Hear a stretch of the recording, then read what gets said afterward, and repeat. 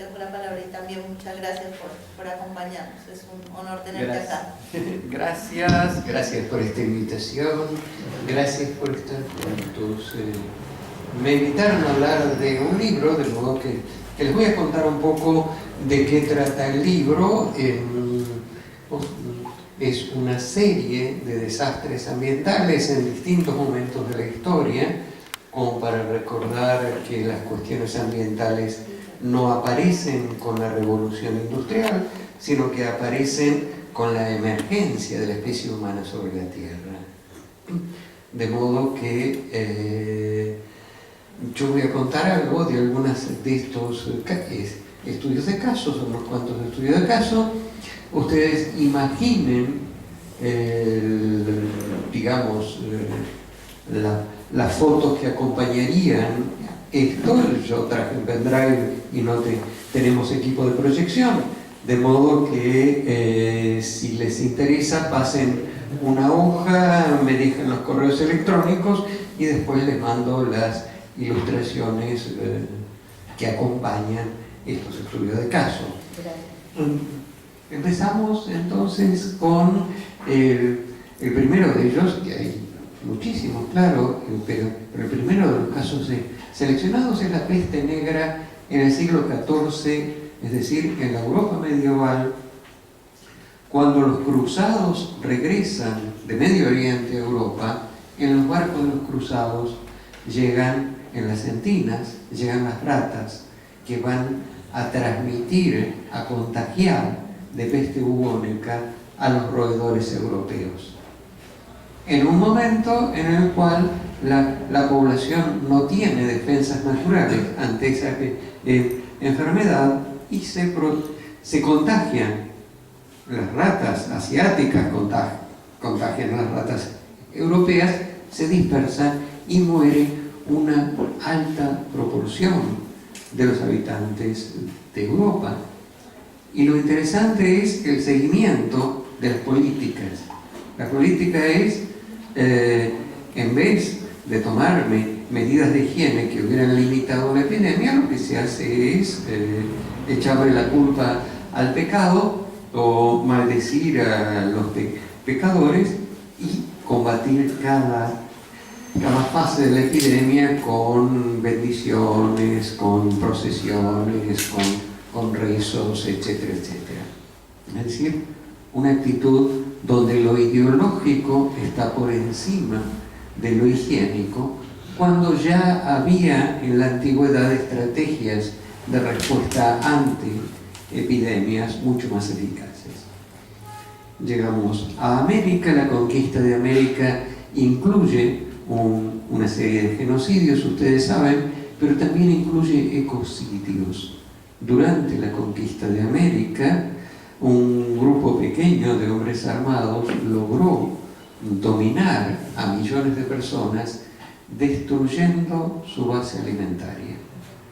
Y damos allí el ejemplo de la destrucción de los cultivos aztecas sobre las lagunas del Valle de México a partir del desecamiento de esas lagunas. Y claro, en el Valle de México, el México prehispánico, era una ciudad sobre islas artificiales en una laguna.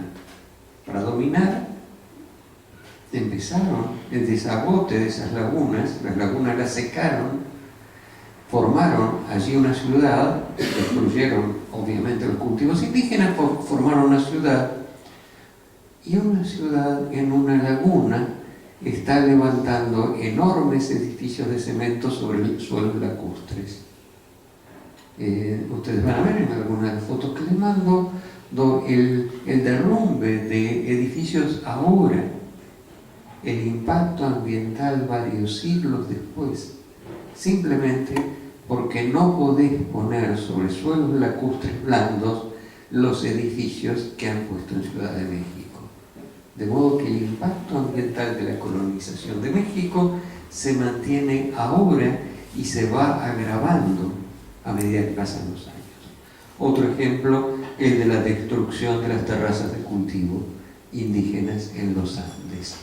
El nombre Cordillera de los Andes viene justamente de las grandes andenerías o terrazas hechas por distintos pueblos, entre ellos los indios coyaguas del Perú, que son pre-incaicas. Las terrazas coyaguas están en producción ahora, después de 1000 años de producción continuada, sin erosión, sin contaminación, sin deterioro del suelo, lo que sugiere que tenemos algo para aprender de ellos. Otro estudio de caso es el de la actividad militar. Sabemos que la peor forma de contaminación es la guerra, pero no siempre sabemos del enorme impacto ambiental de las Fuerzas Armadas en tiempos de paz. Todo lo que significa, no solo lo que fue la contaminación radiactiva con las pruebas nucleares, sino también el manejo de tóxicos en cada una de las fábricas militares y de las bases militares de las distintas Fuerzas Armadas en todo el mundo. En Argentina, y en realidad en todo el mundo, nadie va a investigar cuál es el impacto ambiental de una fábrica militar o de una base militar. Pero claro, ustedes piensan y pensamos todos en la explosión del Río Tercero y demás, pero tenemos los sitios donde se hace la disposición final de la munición vencida en Zarzuela, Córdoba, o tenemos los enormes pasivos ambientales de la fábrica militar de Azul y de unas cuantas más. De eso no se habla, cállense, silencio, seguridad nacional antes y ahora.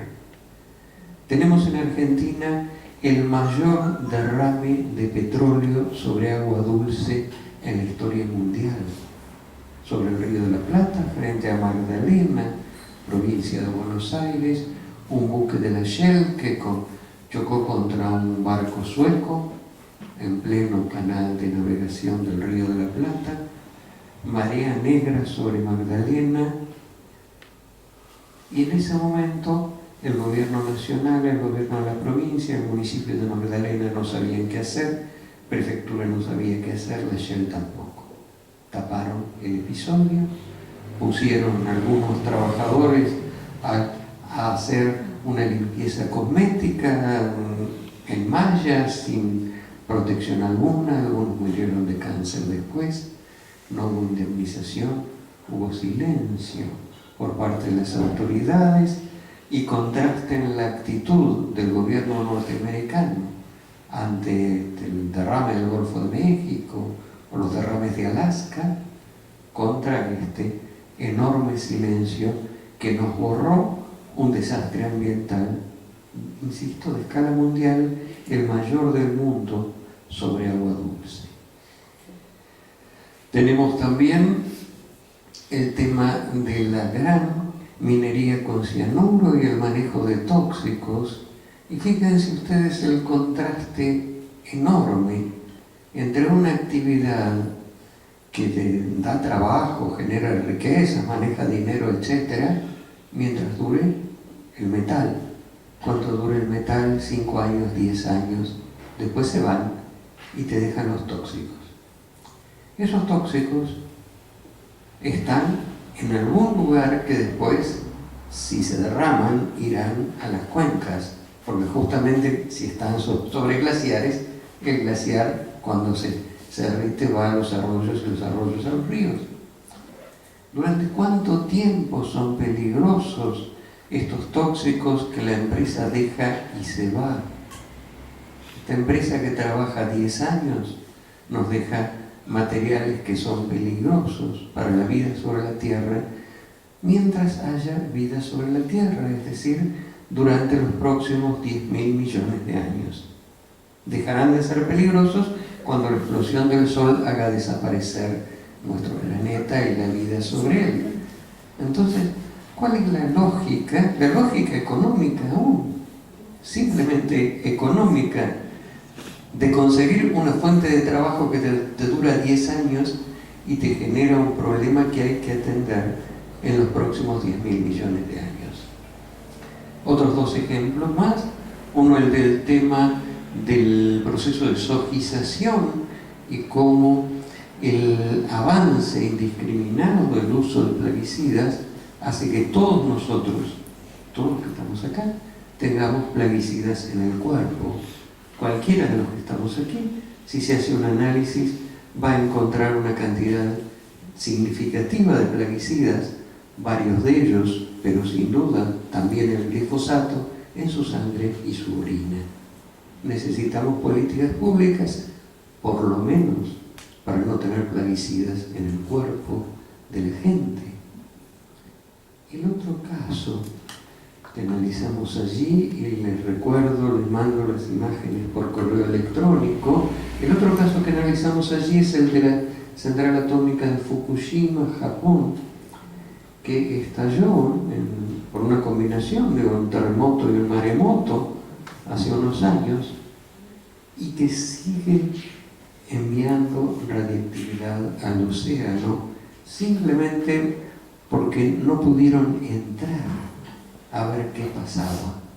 Se fundió el núcleo y los niveles de radiactividad son tan intensos que les queman los robots.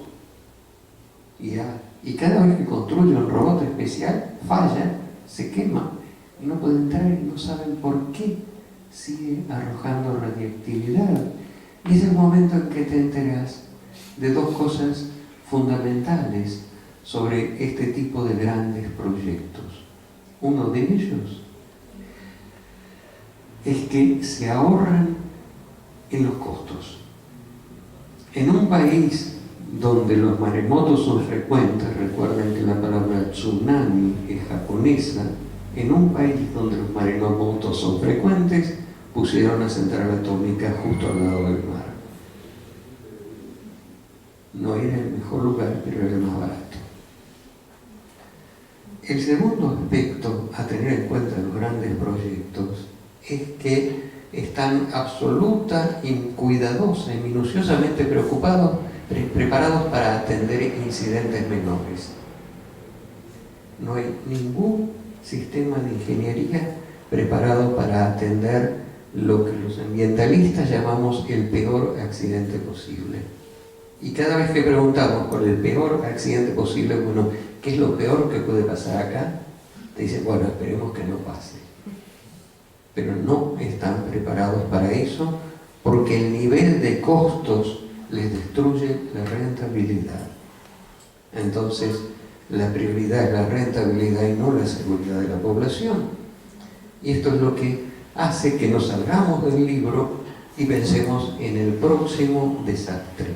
El próximo desastre queda en Colombia, sobre el río Cali, la represa de Hidroituango, una inmensa represa, la mayor de Colombia y una de las mayores del mundo en construcción, con varias fallas, y en este momento no se la puede gestionar porque la sala de máquinas desde la cual se podría hacer alguna gestión está debajo del agua por un aluvión. Entonces todo el mundo está rezando que no haya más aluviones en la cuenca, porque debajo de Hidroituango hay 120.000 personas y un riesgo de ruptura en cualquier momento. La empresa dice, nosotros hicimos las cosas bien, y nadie le cree, por supuesto. Porque para que una cosa esté al borde del desastre, que amenace a decenas de miles de personas, entonces necesitamos políticas públicas de control con una rigurosidad mucho mayor de la que se ha hecho hasta ahora. Y vivimos en una sociedad, y en este momento en Argentina, en un momento político donde hay un exceso de confianza en las grandes empresas. La pregunta es, ¿nosotros también le tenemos confianza en las grandes empresas? ¿O pensamos que las grandes empresas necesitan ser controladas minuciosamente? Gracias.